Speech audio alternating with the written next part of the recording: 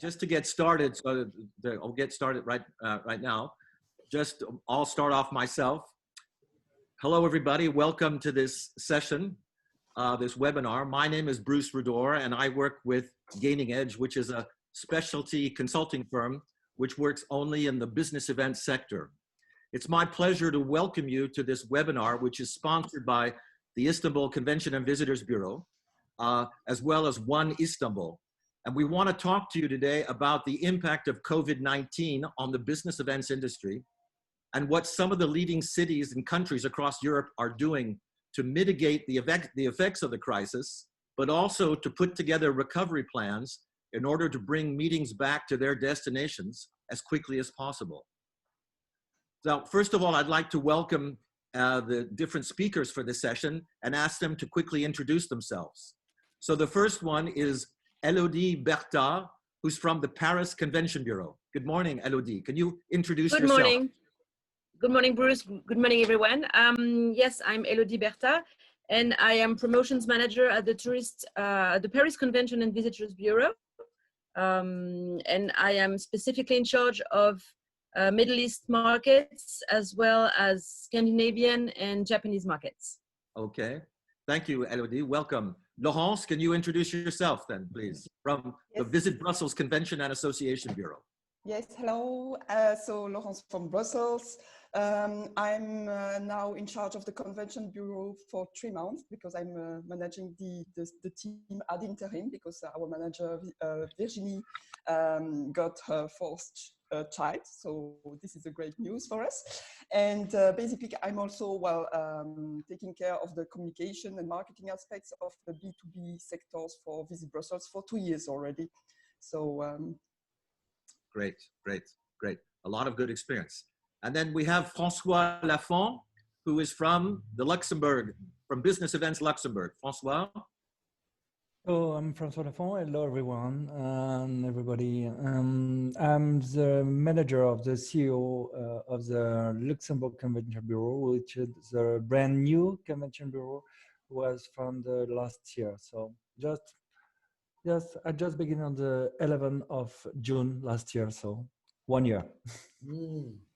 Okay, but before he was in the city of Toulouse, where he was for a long time, responsible for business events. And then we've got Cemil from the general manager of the Istanbul Convention and Visitors Bureau. Cemil? Hi, everybody. Thanks for having me. My name is Cemil Kılıç, and I'm from the Istanbul Conventions and Visitors Bureau. I've been on the board for the last 2 years, and before that, I was working for the Chamber of Commerce, which is our embedded body. And we are trying to do our best with these webinars, and I'd like to thank you, Bruce, for this occasion. And I have my business partner, Mr. Ferda, also on the line after me, so I'd like to introduce himself too. Well, thank you for now, for this. Okay, Ferda, you're on, Ferda. Hello, everybody. This is Ferda.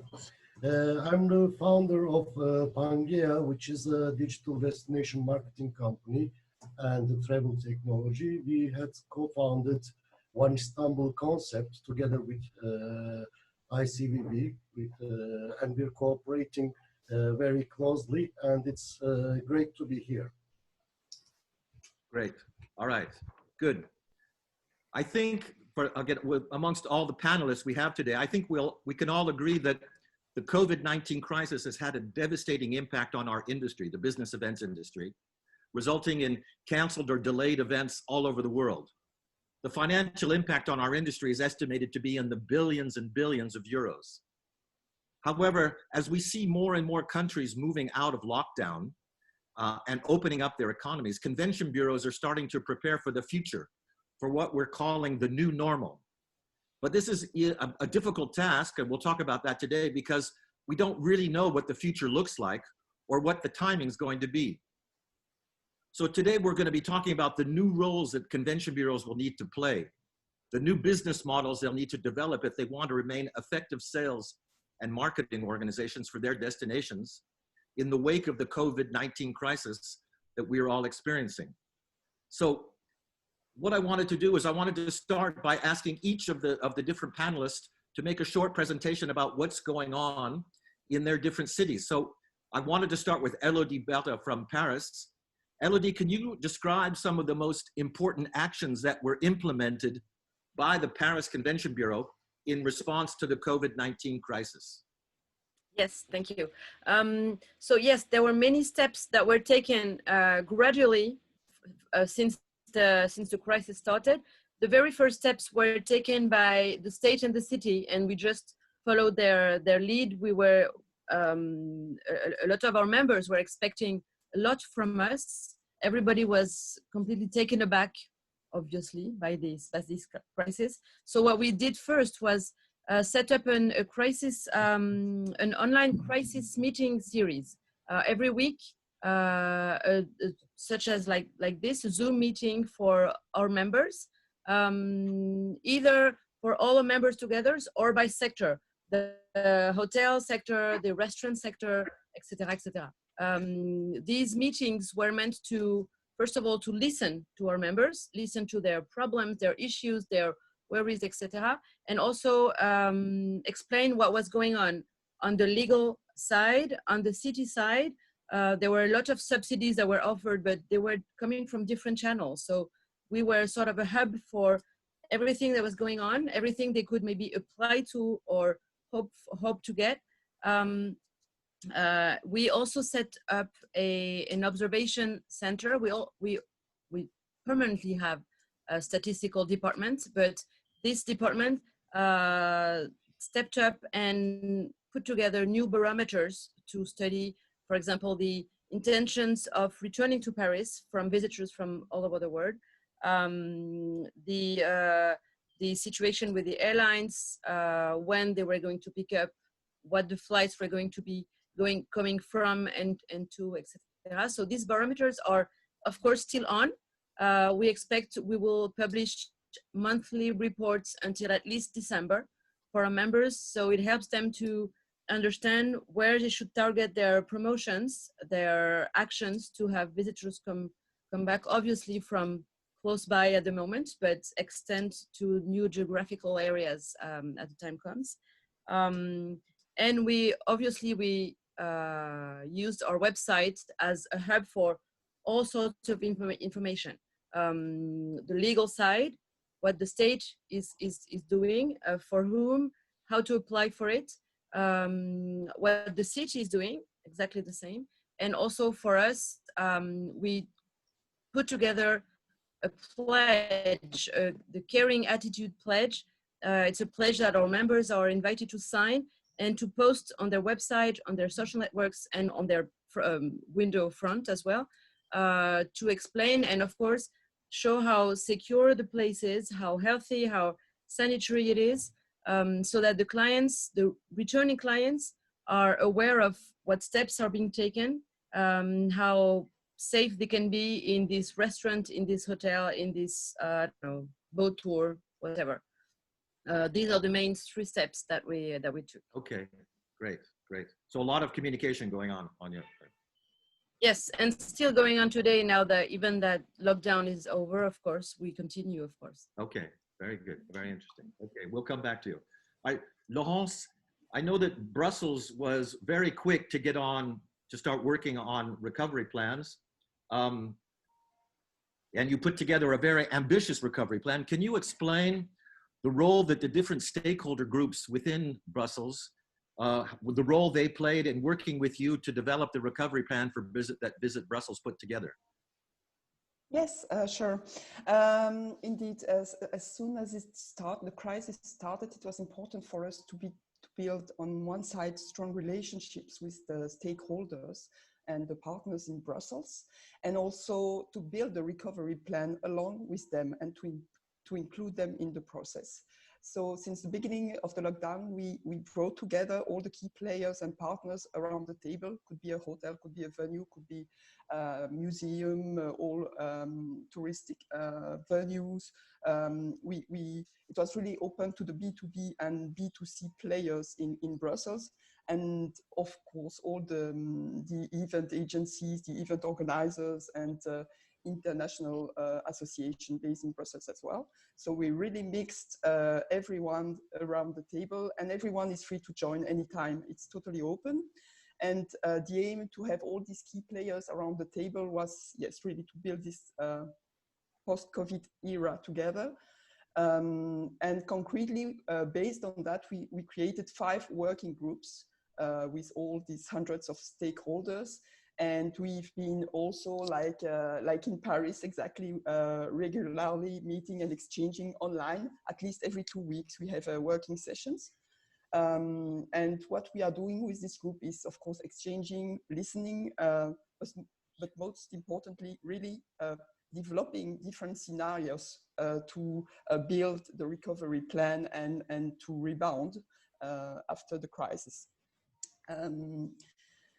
It's a plan which is now, that is now including about 50 concrete actions who are really detailed, like who is the target, what are the objectives, the budgets, the deadline, the impact we hope. And it's not only, let's say, these are not only actions during the crisis or just after the COVID pandemic, but also on the longer term. It was really important for us to see on the longer term, end of 2020, of course, but then 2021, 2022, how can we help the sector to rebound and to be prepared also in the case something like this similar happens again. So that was really important. And I think that's really one point of this plan. One of the strengths of this strategy is really to be transparent, but also to be discussed along with our government.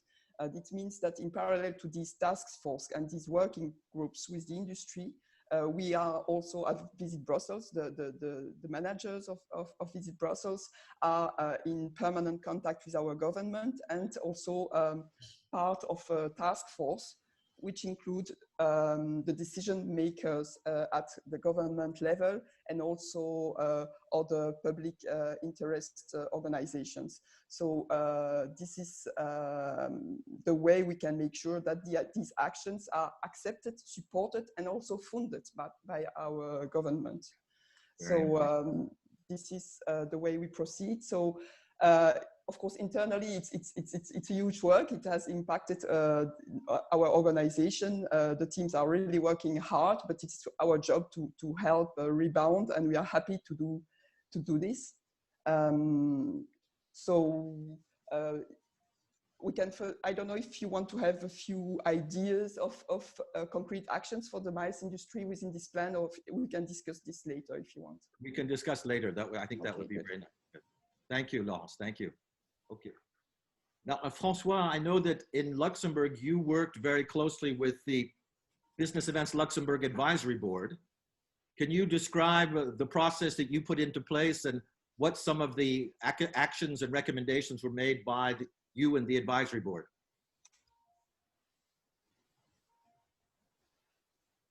Francois? Yes, it's me now. Okay.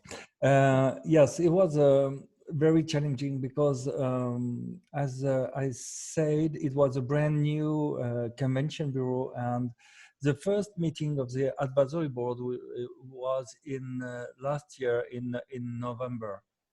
So inside this advisory board, there is some part of public representative, like the government, the Chamber of Commerce, the city of Luxembourg, and also some economic part, like Lux Innovation, for example, and also all our partners, which are in different categories, like service provider, venues, hotel, independent hotel chain, and agency, and yes, this is globally what we could have inside all our industry. That means we have all the chain for this industry. So it was, the second meeting was in February, and then we have the COVID situation. So all our plan was collapsed, and we have to create a very close relation between people. So we work closely with our partners, to create the group in the first time, and to have a vision, share vision all together, because at the beginning they don't. All people are stoned and don't know what to do and how to do that and how to work in this situation. So, as Paris or Brussels said, we work together and we create a plan for recovering and a plan for the future and a long term of the future. That means that we try to have a short-term plan to work on very close and very short-term, and have a long-term vision on the digital way. Okay, great. So I could explain you later, maybe a little bit what is. Thank you. That's a great introduction. Good. Cemil, can you tell us a little bit about what's going on in Istanbul at the ICVB? Yes, sir. Well, in Istanbul, there's resemblances like this. And the first thing happened was, you know how you flash a light into a rabbit's eye and it just freezes? That's how it was for the couple of weeks. Everybody just froze and didn't know what to do and just waited. And after that, the stage turned into okay, what can we do now? After this punch on the face, you know, nobody knew what to do. Borders closed, of course, first. And then we have, as the ICVB, we do have a lot of city partners on our table of the board of directors. So there's a representative from the governor's office, there's a representative for the mayor's office, a representative, well, president is the Chamber of Commerce, and all these sides, all together, we sat down and went over it and, you know, try to find out what we can do. And frankly, nobody knew in the beginning what to do. You know, there's so much you could do because you don't know this enemy, if it's called enemy in that sense. But thank God, with the state also, as of today, you know, Turkish population is 82 million. And our death toll for this COVID-19 is still under 5,000. So that's a very good number in that sense. And state, again, with all the sides, they have built a lot of hospitals and new places. And the capacity of the hospitals for the urgent healthcare has never exceeded like 30s or 40s. You know, it's in the incubator side, it's only 5 to 6%. So we do have the capacity to take care of people. And the brand new hospitals were built just for this pandemic. And they're taking pretty good precautions for that. As for the ICVB side, we did conduct some surveys with our members and ask them what they, you know, think of that situation and how they perceive it. And the fact is, people usually concerned about income, money, or financial things, but to me, it seems like it's more psychological, which will be seen after this mess is all over. You know, then it'll hit, because people still have this thing in their mind about travel. And the thing about tourism, as you all know, it is very much susceptible to outsourced forces. Any little thing happens, everything just goes away. And it comes back sometimes with the same speed, but sometimes, in this case, for example, even though you're saying everything's open, you can go, you're free to do whatever you want to do, nobody would like to travel with the face masks on their heads and go to a beach and stay like 2 meters away from somebody, or go to a soccer game and when there's a goal, they can hug each other, you know, that sort of thing. It just doesn't give you that feeling again. So it has to go away 100% first, or else we'll have to, you know, adjust ourselves to this new era. The other thing we've done is we've done informative sessions with One Istanbul, with Mr. Ferda. And I think we did a very good job, because there are a lot of informative information that you can't find on the internet. And luckily, like the TripAdvisor that we have an agreement with as a partner, they mentioned that in Europe, Turkey being the #1 spot for people searching on the net. So that tells us after this fog is cleaned out, we are expecting a lot of tourists are coming to Istanbul and to Turkey. And also we have provided in our webpage a lot of information, like constant information provided by the government or by other means to our members and to public to let them know what's going on. In a nutshell, this is it, Bruce, for your question. Great. Thank you. Good. Thanks. We'll come back. Ferda, up to you. You have the floor there. From one is. Thank you. Let me try to share what we had done with a presentation, if you don't mind. I'm just, can you see my screen, the presentation? Okay. There it is. Yeah, yep. We can see it. Okay. You can put it on full screen there. Okay, good. Yeah, I will do it. Wait a second. Show. This is our brand, by the way, Bruce. The One Istanbul. Yeah. Okay. And the longer term is there is only one Istanbul. There's only one Istanbul. Yeah. Good point. Thank you, Jimmy.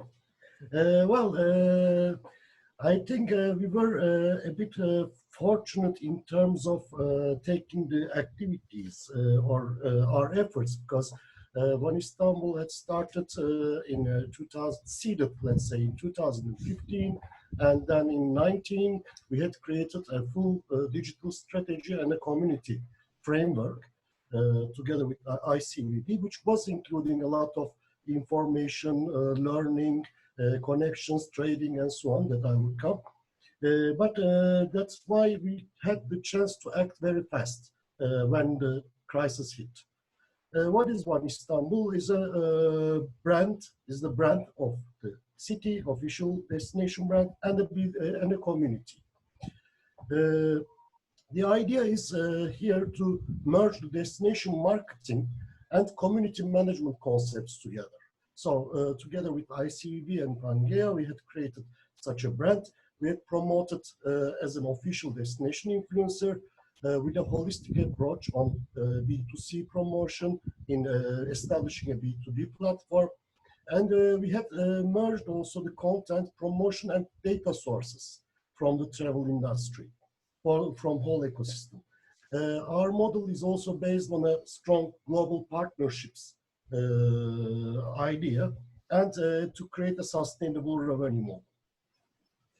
In a nutshell, as I said, One Istanbul is a B2C community for the international travelers and a B2B community for the stakeholders in the destination.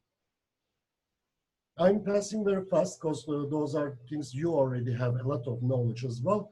The idea, the why of One Istanbul is in fact to bridge our B2B members, our B2B community with our visitors, to increase the visitor numbers, to increase the satisfaction from the destination. And that's how we operate, with a lot of B2B partners and with a lot of global brands that we can reach to our visitors or potential visitors. Here's the framework that I was trying to explain. It's in fact a 4-step framework from the community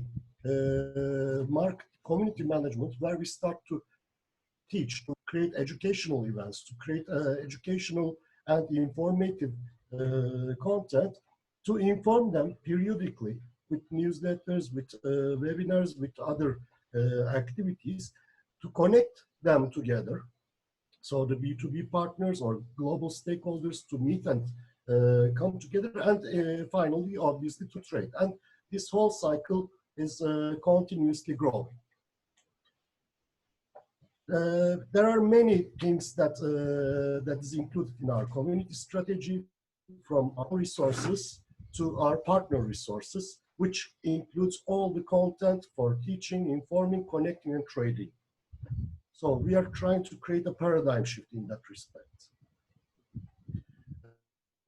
Some of our international partners are in social media, in digital media, and in travel media, where we do gather all the capacities of data, of content, and obviously of communication. And we have reached to a very remarkable number of followers that are extremely active, which is the great news. And total monthly reach had increased to over 700,000. One important thing that we are focusing is the content management and curation, because content is vital for all the decisions, both for B2B or for B2C. And that's why we make a great content analysis and content focus together with ICV.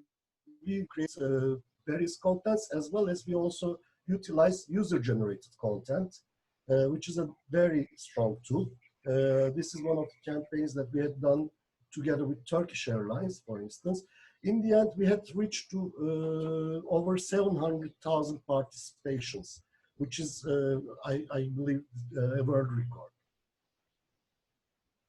The other thing, as I mentioned, are our global partnerships with TripAdvisor, with Facebook, Instagram, Google, and many others. And the profile of our organization, for now, we had reached to over 3,000 business included in our community, where majority is obviously hoteliers, and from event planning to MICE companies, from aviation to retail, and even DMOs.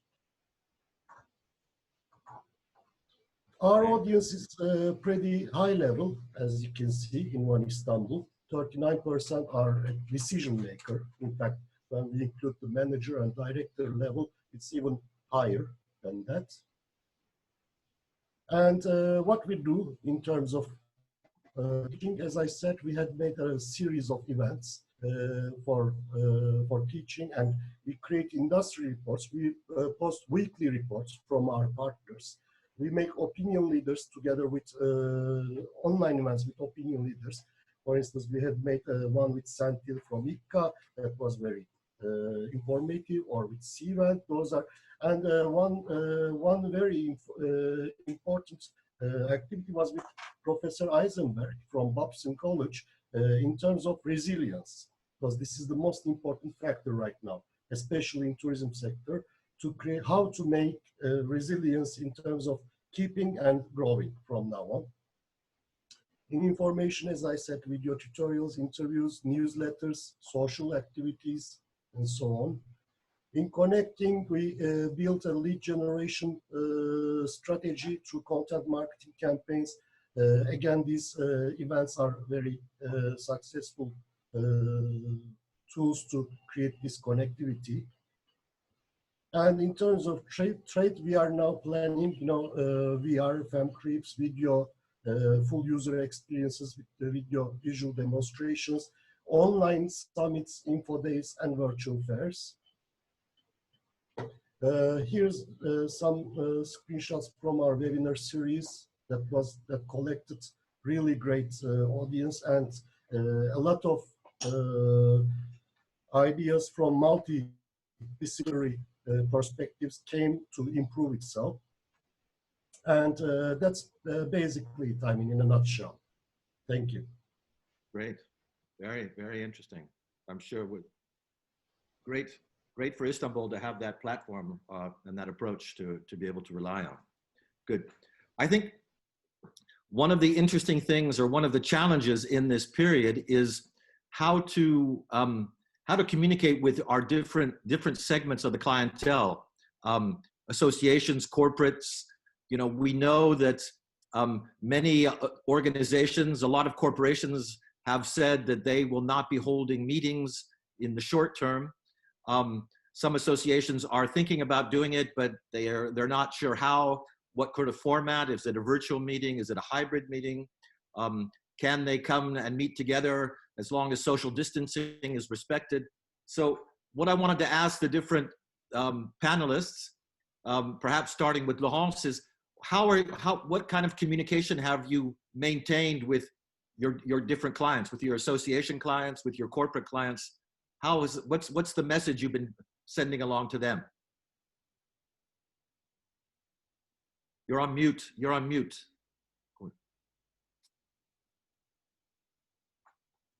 Quite classical mistake, sorry. So basically we continued communicating with them. Of course, it's quite complicated at the beginning, in the beginning to choose the right messages. But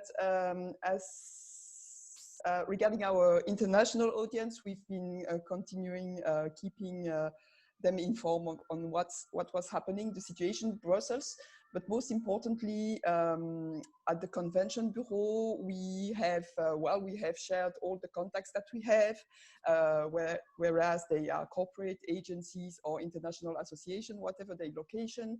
And we after a few weeks, we have started not really prospecting again, doing really feedback calls and just saying hi and taking care of them. That was quite important for us as well, because we've been working for some of them for years now, or we are defending projects to bring them in Brussels. And so it was really important to also see what was the situation for them. And yes, say that we are, it was really a direct contact and really personalized, each case per case, we should say, to see what could we do. And just to inform that we are there, because basically when no one has any news and don't know what are the possibilities to, when will it be possible to reorganize congresses or meetings, there is nothing else to do at this stage. So this has been done. So we continue our direct contact with the sector and with our clients or potential clients for Brussels.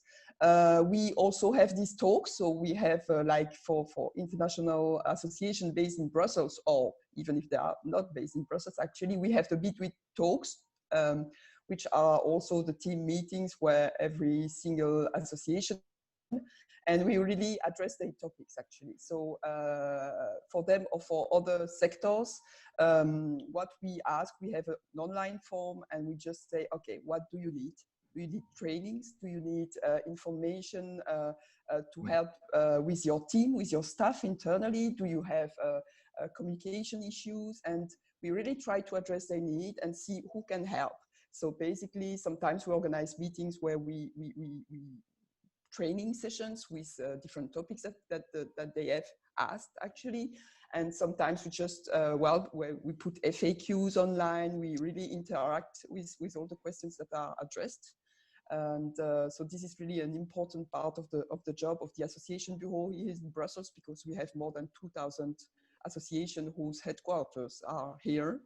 Yeah. And for the other organizers, of course, and the agencies, sectors, PCOs, AMCs, and all the corporate sector. We do exactly the same. That's really, we try to be as proactive as we can, and also. Aside this, we have plenty of initiatives to keep people informed of what's happening whenever there are changes in the possibilities in Brussels, what is open, what is closed. So we have really online portals with all this kind of information, which could be a restaurant, could be a hotel, could be a venue. We really sending every 2 weeks inquiries to the sectors. Like we just did one for to know which venue has reorganized its capacity, has put in place measures for the allocation of space or security measures or hygiene. So we really put all this information and make sure that the demand is meeting the offer that we can offer in Brussels. And aside this, we have a hygiene and security label, which will be launched in the coming days. We have a major marketing campaign to promote the destination, focusing on local, neighboring and wider markets, and quite a number of tools. Great, great. And Elodie, what about you? The communication with your different clientele? Yes, as Laurence said, the most important thing for us was to keep in touch with our trade partners, our clients, our future clients. And so it meant keeping a link via newsletters, of course. We have sent at least 1 or 2 newsletters, depending on the segment and the geographical zone. And also right now we are presenting today our new action plan for the end of for the second semester. Obviously, it was completely redesigned with a lot of virtual and digital events instead of physical events abroad in the markets. Right. And so we are presenting them today to our members, our partners. It will be free for them as a measure to support our members and the sector of the meeting industry in Paris. Every event we propose on the second semester will be free for them. We have received subsidies from the city to hold these events. And so we will be communicating to all our clients and all our base of clients regarding these events in the next few days. It's actually happening today, so it will be in the next few days. The message we have been sending, and we will keep on sending, is Paris is working on very strong safety measures, health and safety measures, as everybody is, obviously, but we need to send this message for Paris as well. And the lockdown is over in Paris, so it means places are open. The Eiffel Tower is opening today, actually. The Louvre Museum is opening Monday. And we have received the information that all meetings and trade shows will be able to hold as of September. So a number of events have been postponed, not canceled, but postponed from the first semester to the second semester. It will be a very intense second semester. So we need to bring our power of communication and our energy to these events of the second semester, and also relaunch the communication for the upcoming events as of 2021.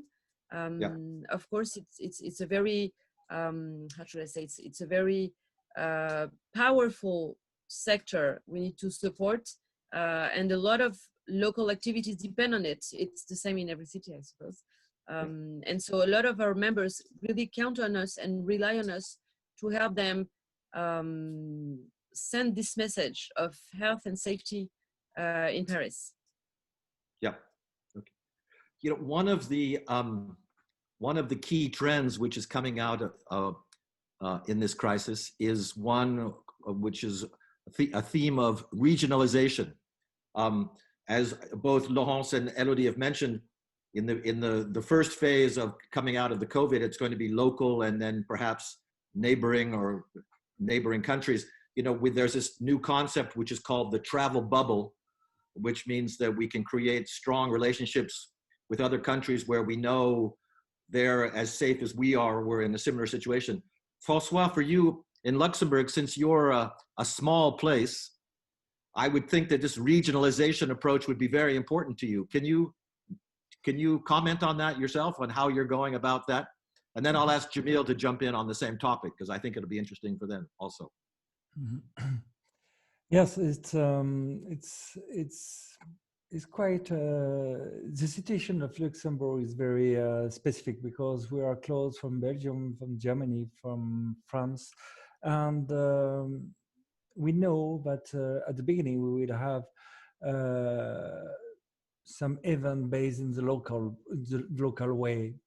But we know, and as we have a look to the past, there is a lot of people from what we said about the Grand Region coming in Luxembourg to have this event. And we really want, and we really work closely with our partner to have a minimum standard to guarantee safe and safety inside Luxembourg, and also working with our the other closest country with clients to see how we could solve this solution, because as Luxembourg is very small, we really need to have a perfect connection with the other.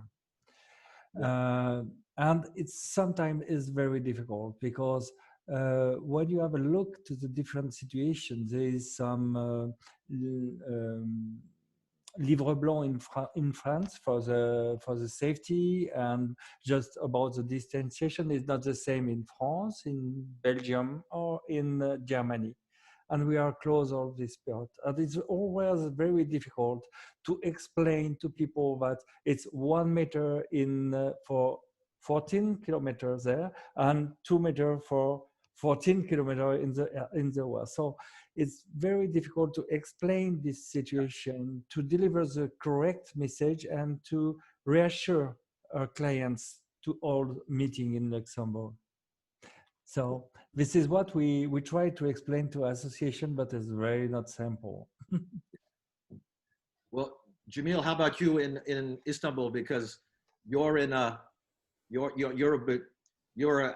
the definition of Istanbul is that you're between Europe and Asia and the Middle East, but I think there could be opportunities for you to create a sort of a regional partnership, perhaps with some places in the Middle East that are not too far from you moving forward, or some other countries that are in the Mediterranean area like you are.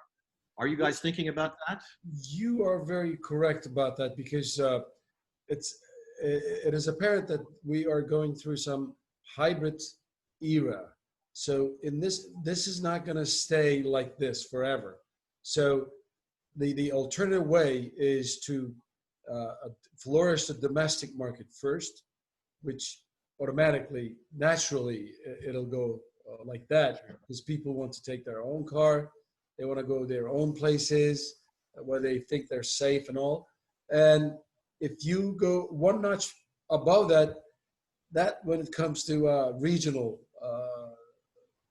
question in mind, we have Greece and Bulgaria on the west, and we have Georgia and Iran, Iraq, and all those, Syria on the west, east and southeast. First, well, when you open up the borders, it's a lot easier for any kind of virus go over. So they close it, but now they were open. But for being in the same region gives you the advantage of timing, and also having the same climate and same environment, more or less. So people are much more adjustable to the changes in the same region. You know, they can always go back so quickly and come back quickly again. And the communication is very, very much easier.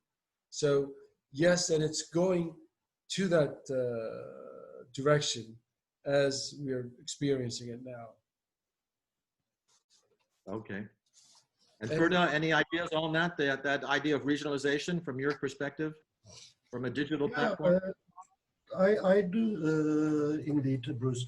I think we need to really accept the situation that now there's a big thing happening, and there's a paradigm shift. So we need, as long as we can cope with this situation, it's gonna be more on co-opetition than competition, in my opinion. And as you rightfully mentioned, regionalization is going to be an important aspect of it. And I believe with the digital tools that we have right now and the digital models, the opportunities are endless. Obviously, we need to recover this process altogether, but in the end, we're living in an automated world, in a much more efficient communication world, where there's content marketing, inbound marketing, and as long as we can provide right content, we can exchange this content among parties. I think tourism industry, travel industry, and especially events industry need to start communicating in a way much more closer to the sharing economy. And there are various ways of doing it, but as we had done in Istanbul, this framework approach, where you constantly keep your communication with the clients from various omni-channel tools, not only newsletter, but social media, but and global partners, etc., data-driven targeting, and understanding better the client, finding out best ways to communicate the great tools that we can deliver to the client. I think that will create the future of the industry. I agree. I think it'll be completely different. You know, it's interesting as we talk about the future of events. We don't know exactly when that's going to happen, but we have a pretty good idea that at least in the short term, we'll be seeing a lot more hybrid events, maybe some virtual events. But at the same time, because many of us are still confined to our countries or to our cities, we can't continue the sales process as we used to do. We can't go to trade shows as we used to do. It's more difficult to go and do sales visits that we did. So there's a real need now to create new sales and marketing tools, mostly based on digital, Ferda, as you were just mentioned. So I was wondering if, again, Laurence, in Brussels, have you been focusing on creating new sales tools to be able to continue the sales process, knowing that you won't be able to, again, there won't be as many face-to-face meetings as there used to be in the past, just because of the crisis not allowing it to take place. Have you worked on creating some new tools that are more digital than what we had in the past? So you mean for Visit Brussels, for the convention or the other teams? Yes. So it's basically we are in the process of. So we didn't focus on that in the beginning. Well, we have marketing video campaigns, but not really focused on this point. But we will. We are basically reorganizing the second semester of this year, and considering all these issues for the different markets. It could, the MICE, of course, but also the B2B markets and the trade, everything. So we are now analyzing all actions, all activities, all events that we initially planned in our planning, and considering the B plan. So we will be ready for sure. Okay. This is basically, there are plenty of options, so we are lucky, and also it's also a possibility for us to involve also our venues, because we are providing funds for them to equip their venues. We are so we've been working a lot on that, and it will be also the occasion to interact with them and maybe to organize events there, to coordinate hybrid events or multi-hub events, and benefit from the installations and the offer of our sector, new offer. Yeah. How about in Luxembourg, Francois? Are you working on new tools, new marketing techniques in this era, which is going to be more digital than it has been in the past? We just begin. We work with EY about the digitalization of the destination, because we done during this crisis period very close work with EY, and we have some interview with Belgium, Germany, Holland, and France to see what it will be the future. So. Of this digitalization, on where we are here in Luxembourg inside different partners, because you're right, digitalization is a future, and we have to propose a hybrid event. We have to propose to have new tools for connection, and we have really to help our partners to improve the system, because we could talk about hybridization, or we could talk about digitalization if our partner don't have enough technique and enough knowledge. We couldn't reach a goal and we couldn't help them. So we just finished yesterday this studies and we defined 3 different way to work in the future and how we could help the destination to improve the capacity to be just in the balance of the market. So Right. this is what we done. We create also, and we have we promote, because it was very impressive. But we have some solution here in Luxembourg made by the service provider. But for example, the hotel don't know this technique. So we just keep them in touch, and we just introduce each other to say, okay, this is your tools, this is your hotel, and then you could match it and create a new offer. And then we create inside a website a specific event, digital event sectors, and where people could do and where a partner could put their offer inside. So this is where we work. Okay. Elodie, anything to add to that on the digital side? Elodie? No? I'm here. Yes, we have, can you hear me? Yeah.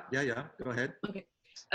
So we have transformed our events of the second semester, our sales calls, our trade participation, and so on. We have transformed everything into digital. So it's not yet exactly hybrid, it's completely digital. But for 2021, we're working on an action plan that would be maybe possibly hybrid. For one thing, it would keep the costs down for a lot of our members. They have suffered a lot this year, so we expect some of them may have difficulties to keep up with and also we may consider communicating on a more sustainable way of doing business. It means less traveling, more digital, and twist the necessity of doing digital events into doing them for sustainability reasons. We have found out during the lockdown period that a lot of meetings were able to take place and by video, like us, like this, with Zoom or Teams or other tools, and it worked very well. So why not continue doing some of this? But of course, there will still be the necessity of meeting the clients. Face-to-face meeting cannot be replaced by video at all. So we are working on shaking up everything we do and maybe do 50-50 or find a reasonable stability and equilibrium in mixing up this type of events. It will depend on how far the clients are, how much time difference there is, how long since we have seen them last, and so on. Sure, right, okay. Cemil, how about in Istanbul? How are you doing on the digital side there? Well, digital side, I see it like this.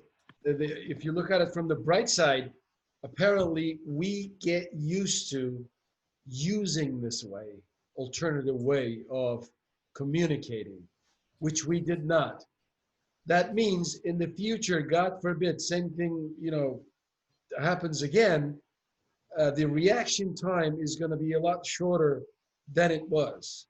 So it's like changing your spare tire. Once you got a flat tire, first time you spend a lot of time on it, but second time you know what to do, you know where the nuts are, you just know the whole procedure. So that gives us a hint.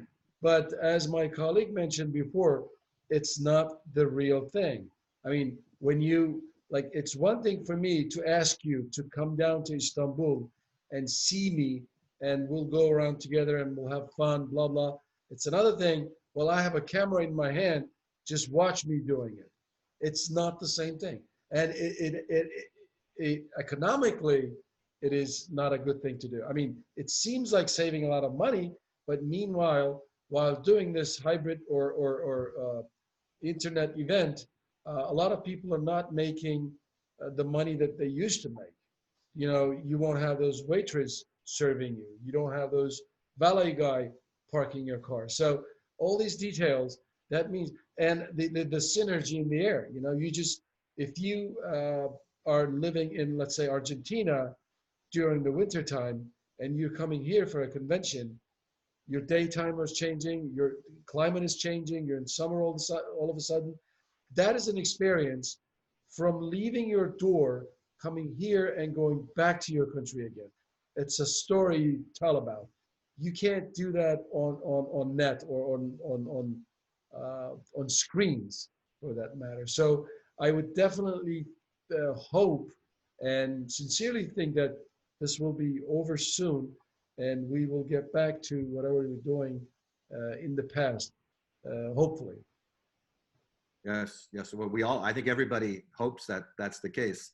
But in the meantime, I think there'll be a phase of a lot of hybrid or virtual events. Sure, but the only thing we could do, I got some numbers here, as like Turkey did, to be as healthy and as safety as possible.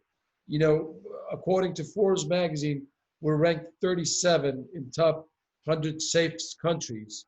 And we just, hotels are getting certificates, COVID certificates.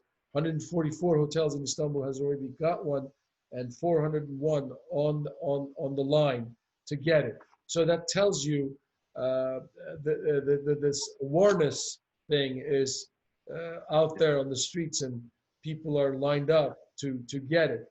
And also 3 million tests with the daily capacity of 50,000, which tells you another indicator.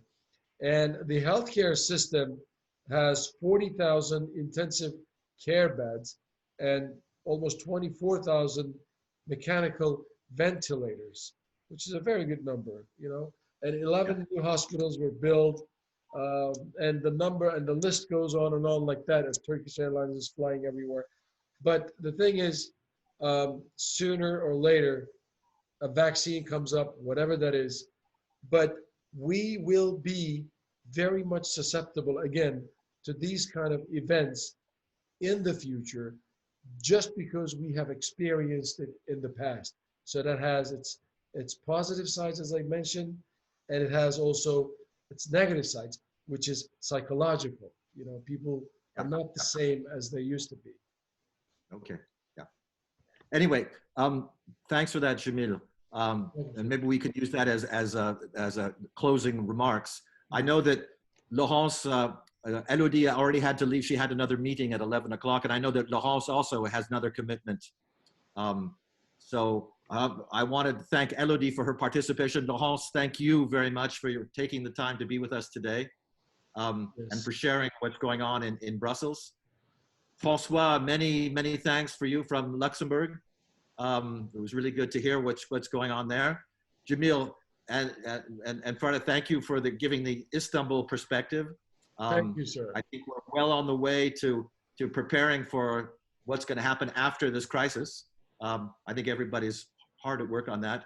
And as we saw, I think that what we've seen in Istanbul, at least, is on the digital side, you're well prepared, I think, for what's going to come next. So that puts you in a good strong position. Anyway, so with that, I just want to say thank you to you all for your participation. I thought it was a very interesting discussion. Thank you to Cemil and to Ferda for their sponsoring this. I thought it was very, very nice of them to do that. And we look forward to seeing you all soon, perhaps hopefully in person, but if not, perhaps on another one of these calls where we can share ideas and see what's going on. So thanks again. Thank you. Good luck in the future, and we look forward to seeing you all soon. Take care. Thank you. Goodbye. Bye-bye.